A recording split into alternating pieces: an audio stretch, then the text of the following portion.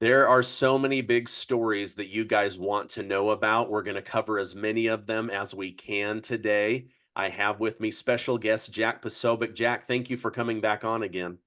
Always a pleasure to be here, Stephen. And of course, we're blessed. I think the Irish say, "May as a curse, may you live in interesting times," and we certainly do live in interesting times. We're all A little cursed. St. Patrick's We're Day we've all reference. got that Irish curse. All right. Wow. The biggest story in the news right now is Special Counsel Robert Hur. He's the Yes. one that did the investigation against Joe Biden and his willful retainment of top secret documents as a senator and also as a vice president, both illegal. Some big twists. He went ahead and resigned from his post so that as he testified to Congress today, he would be doing so as a private citizen versus a government employee. He also said that the biggest difference between what the media is portraying and what is actually happening is that Biden willfully retained these documents and that he illegally possessed them. In fact, he showed them with other people, shared them to other people, and quoted from them directly in his memoir with his ghostwriter. What are your thoughts on this Robert Hur special counsel classified documents story going on today? Well, there's a lot of things that I think about with this special counsel case. Obviously, we can look at it juxtaposed with the fact that Trump is, as a former president, being indicted. He has been indicted and he's about to be put on trial. There's a possibility, by the way, that that trial might even happen as early as this August down there. This is the Mar-a-Lago case, which is down in Miami. I know there's a bunch of cases, so it's tough for a lot of people to keep them all straight. But this is the Mar-a-Lago documents case down there, and so a lot of people obviously pointed out the clear and abject double standard in terms of what's going on. But that's the obvious, I think, most surface level reading of it. And I don't think anyone seriously thought that Biden's Department of Justice, and even if this guy was at the time, if Hur had been an independent counsel, I don't think that Garland would have allowed those charges to go forward one way or the other. That said, what Hur has done is he put together a document that, and oh, and by the way, just clearly, I always have to preface this by saying because I was an intelligence officer in the United States military, that had I or any of the people that I served with committed the actions of what Biden did here, of having classified documents in their garage for years, we're done. We'd be done. We'd be done. We'd be thrown straight to Fort Leavenworth, court martial, the whole 9 yards. There's no question about it. And by the way, Biden not necessarily the only politician who has done this. We remember David Petraeus had a situation where he was sharing stuff also with his ghostwriter slash autobiographer, who he also was sleeping with. And he got off with like a slap on the wrist. So this idea that I love, by the way, bringing that up when people say that the Biden administration, or excuse me, the Obama administration was a scandal-free administration. It's like they arrested his CIA director, and it's scandal-free. Yeah, okay. Just one of the most obvious ones. But with Biden, this report that Her put together, it's almost as if, and Democrats need to be very careful with how they deal with this, because these transcripts that they have here are easily something that a future administration, a future Republican administration could use. Because remember, double jeopardy doesn't apply to a situation where one person has been put on trial, has not yet been put on trial. So just because an investigator looked at it, a prosecutor looked at it and said, we're not going to bring charges, is not the same thing as going to trial and being found not guilty or acquitted by a jury. The constitutional protection of double jeopardy would not apply. So all of the evidence, and I'm not trying to say that this is a 4D chess kind of thing and Her is leaving the breadcrumbs. No. But I do want to be very clear that you could easily look at this report as the potential report of the summary of findings and probable cause for an arrest and building towards a future indictment of a politician. Let's take the names out of it. Any politician who did this could certainly be indicted for it. And in fact, even in the report, because we have the transcripts, which are just horrific. Some of the things that he can't remember, some of the things that he can't, doesn't remember when he was vice president, doesn't remember when his son died. Couldn't even tell you within an age range of when his son died. And I'm thinking here, you and I were just talking off air about having kids. I'm like, how many times a day do I have to say my kid's birthday when I'm signing him up for something? Or that I just remember it off the top of my head so easily. It pops out. I can't imagine what it goes through, having lost obviously not one but two children, Joe Biden in his lifetime. That I can't imagine ever forgetting that date, because I just couldn't imagine. I couldn't possibly imagine something worse happening than losing a child. And so I would imagine that that's a date that always would be remembered. It just wouldn't, even if I didn't want to. So clearly there's something going on there. Now, when it comes down to it, though, Herr had even written in his summary of findings that some of Biden's explanations were, quote, not credible, and then he wrote he cannot prove any statements were false. Well, in a criminal case, those are the type of questions that you would usually leave up to a jury. You would put that before a jury and say, these are the things that we have found. Take the classified documents set out of it, but you would say, let's say it was a murder case. Okay, we found evidence. We think this person is the murderer. We've got DNA. We've got fingerprints. We've got the murder weapon. The murder weapon was found in the sock drawer. No, I'm not making an O.J. Simpson reference. Okay, well, maybe a little one. And then it goes to the jury. And so these are the types of things that a prosecutor would say to a jury in one of these situations. Now, I will put an additional addendum on top of all of that, that if you put that in front of a jury, whether in Wilmington, where this took place, or the Rehoboth area, it's probably the same district, or Washington, D.C., I don't think there's a chance that any jury in one of those Democrat districts would find a Democrat guilty, the same way that I don't think they would find any Republican not guilty, as we've seen with Peter Navarro, who is now scheduled to report to prison, federal prison, in just about 1 week's time, as from where we're recording this.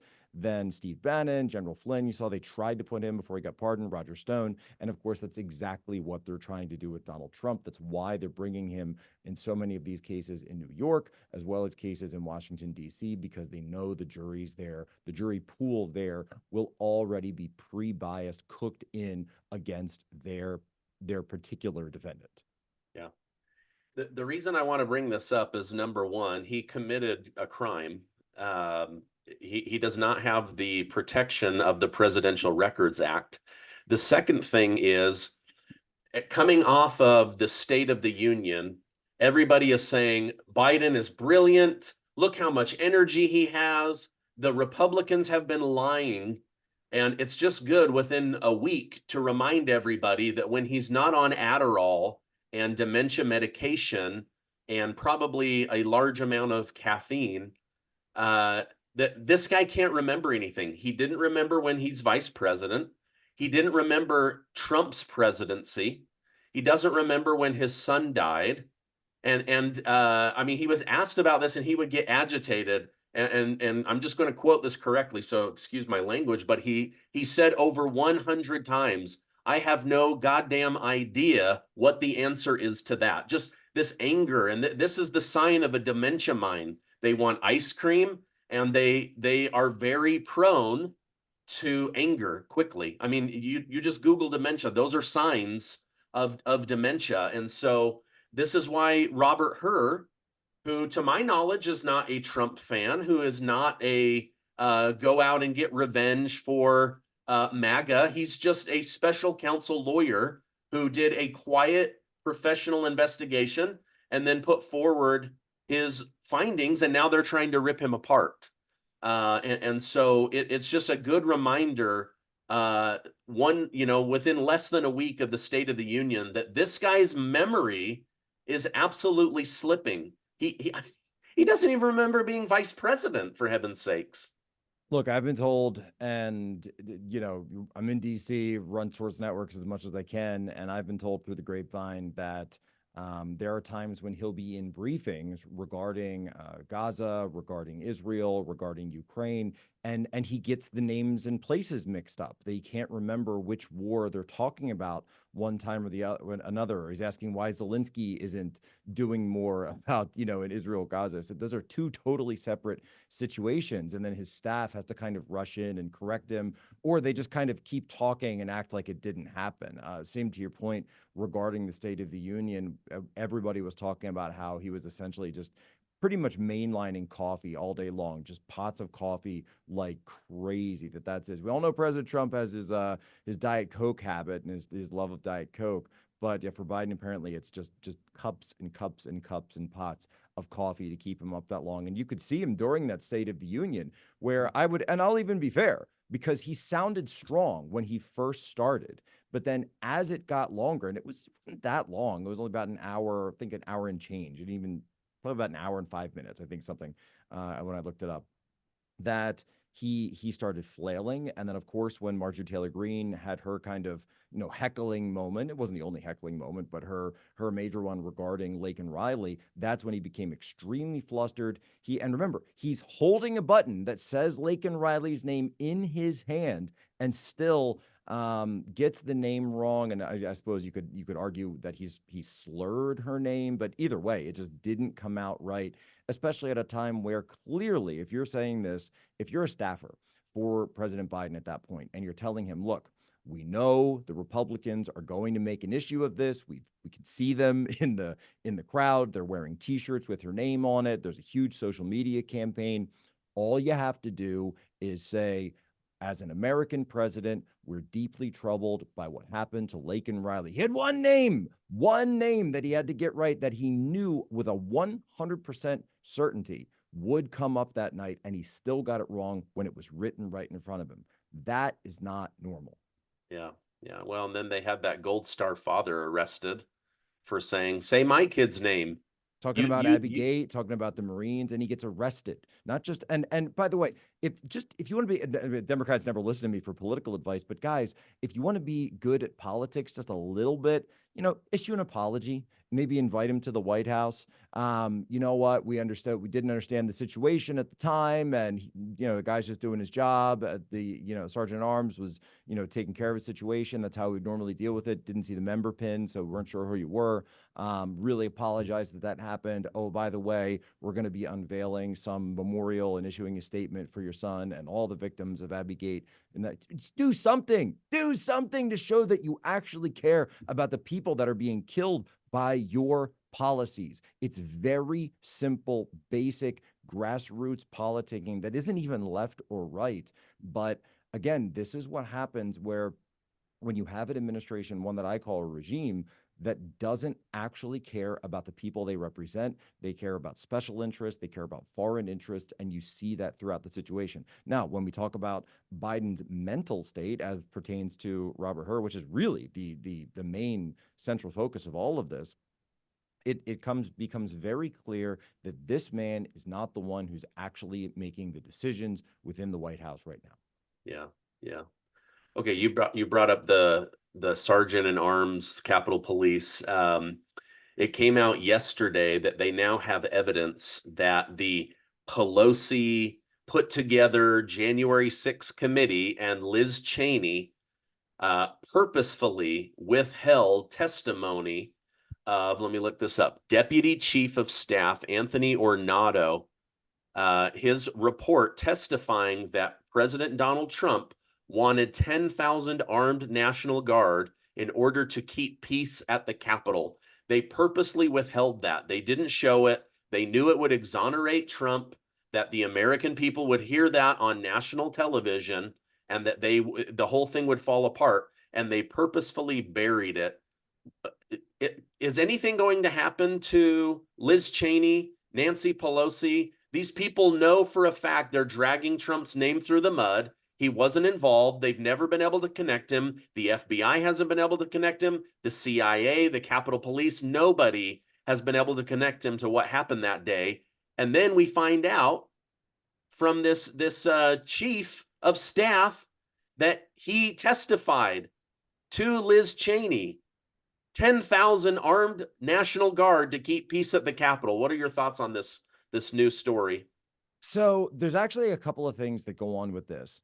So Tony Ornato had given that statement to Vanity Fair in an interview a couple of years ago. So it had already been out there. We know the January 6th committee was a show committee. They were that report was written before they even conducted the first interview. We knew exactly what they were going to say. There was no cross-examination. We were talking about legal, situations before. There was no defense. There was no a defense counsel. So a defense counsel in any real legal situation anywhere in the country has an opportunity to cross-examine the witnesses. This was never done throughout this hearing. At the same time, okay, it had Liz Cheney and Adam Kinzinger on it, but does anyone actually think those guys are Republicans these days? No, I don't think so. Republican in name only. The literal definition of a rhino.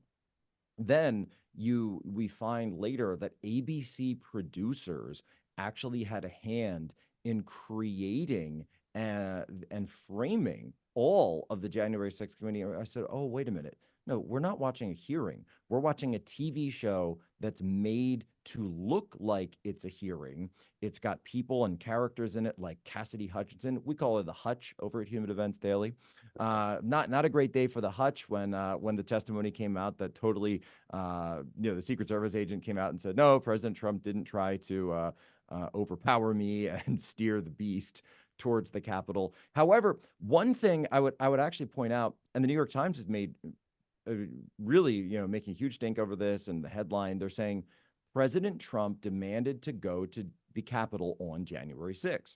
So this is the new thing they're running with, and Adam Schiff is up there talking to Jen Psaki on MSNBC. Oh, look, the New York Times, we had the document, we had the transcript. So they're trying to cover up the fact that they hid all this stuff by pointing to this news story that we had kind of heard it before. Obviously, Trump had said on stage that day at the Ellipse that he wanted to be there. He actually talked about marching with people to the Capitol. Obviously, people were saying, I remember I was sitting with Raheem Kassam as we were watching it, and I said, did he just say he wants to march down Pennsylvania Avenue? Because, obviously having worked in politics and been around a lot of presidential movements, president doesn't just walk down the street. That's never something that happens. He's massive entourage and you have Escalades and Secret Service and helicopters and all this. He doesn't just on a whim go for a walk in D.C., which is really a post 9/11 kind of thing. Bill Clinton used to go for jogs through Rock Creek Park all the time, and you could just run up and jog with him, and it's kind of wild to think how crazy it was. It's changed in just a short time. There's even stories, by the way, of Thomas Jefferson that would if you would walk up to the executive mansion, which is what they called the White House back then, that you could just knock on the door and Jefferson might answer and invite you in for a cup of tea, and you could sit down and talk to the president. Right? We just don't fundamentally live in that world anymore, but it's an interesting thing to think about.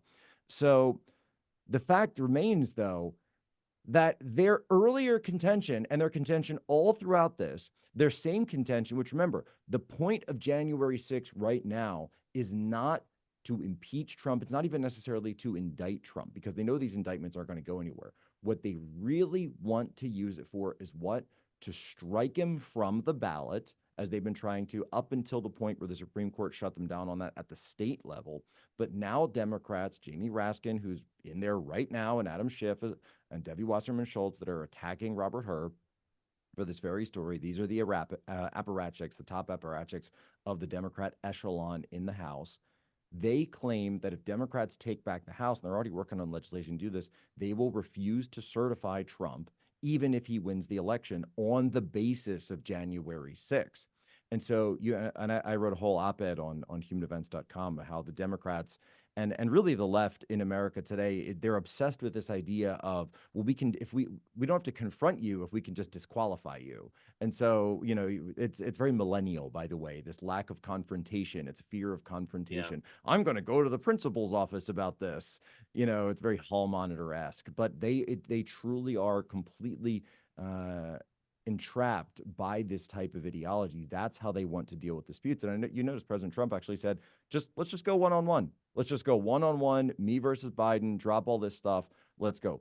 They won't do that. That is why January 6th keeps coming up again and again. But of course, to finish my point there and to bookend it, they claim that he said he wanted to go to the Capitol on January 6th. And I guess my question is, well, how do you square that with the fact that he also was planning a violent revolutionary act of insurrection at the Capitol, which is what they all claim. They said he was behind this plan. What, he wanted to be there when the violence was happening? He wanted to be in the middle of all that? It doesn't make sense. It completely conflicts with the story that we've been told for the last 3 years by all of them, but they don't even care. And I'll ask the question, do you just think that your followers will sit there and not try to connect the dots and believe whatever new lie you've come up with? And what can I say? I think I already know the answer to that one.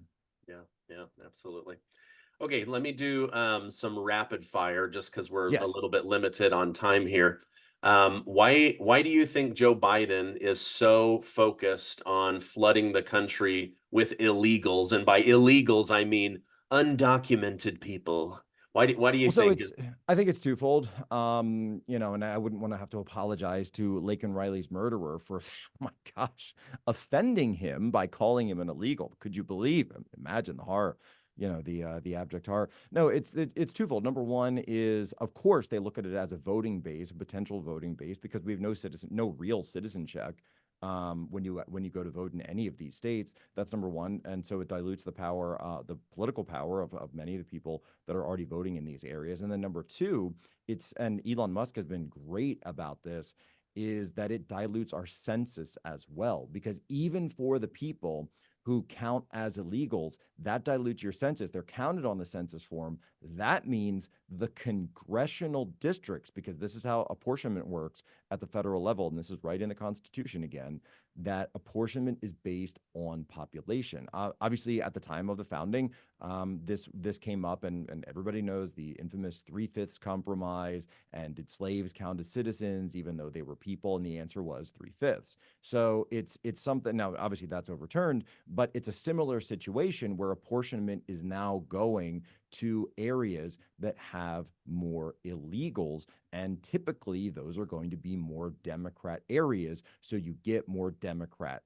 congressmen from it. By the way, the reason for it, and I have to say it since I mentioned this, even though I know we're in 3/5, but the 3/5 compromise was the ability to try to dilute the apportionment to the slave areas, because originally they said they didn't want any apportionment to the slave areas so that you would have more anti-slavery votes. And of course the South didn't like that. And so they came up with this compromise.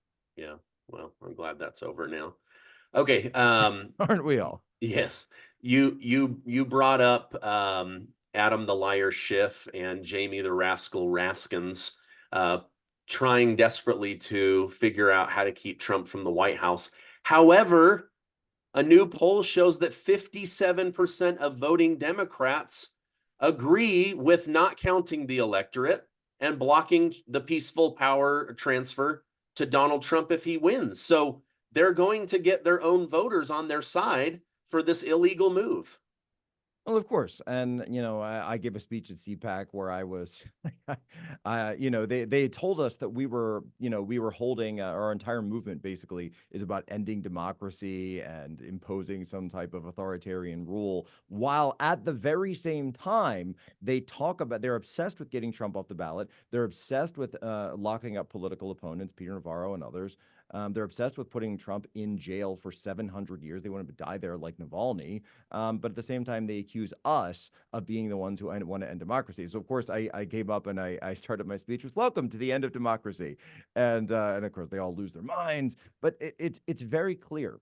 The point of a system is what it does. The point of a system is what it does. They don't care about January 6th. They care about locking up their opponents, and they care about disqualifying Trump from the election and making it so that he can't run. Because what do they really care about at the end of the day? They care about taking power and holding power forever. That's what this is about.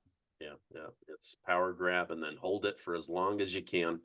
Okay, final question. You've known Trump longer than I have. You've covered him longer than I have. Yesterday, he made a wording error when talking about Social Security and Medicare. Based on everything you know about him, dozens and dozens and dozens of speeches and interactions, does this man want to cut Social Security and Medicare, or was he in fact talking about cutting out wasteful spending? I think it's ridiculous. And in fact, by the way, Biden, when you look at his record from the time he was in Senate, remember, this guy has been in public office for longer than most of his voters have been alive. It's strange Longer to than think I've about. been alive. And so the same.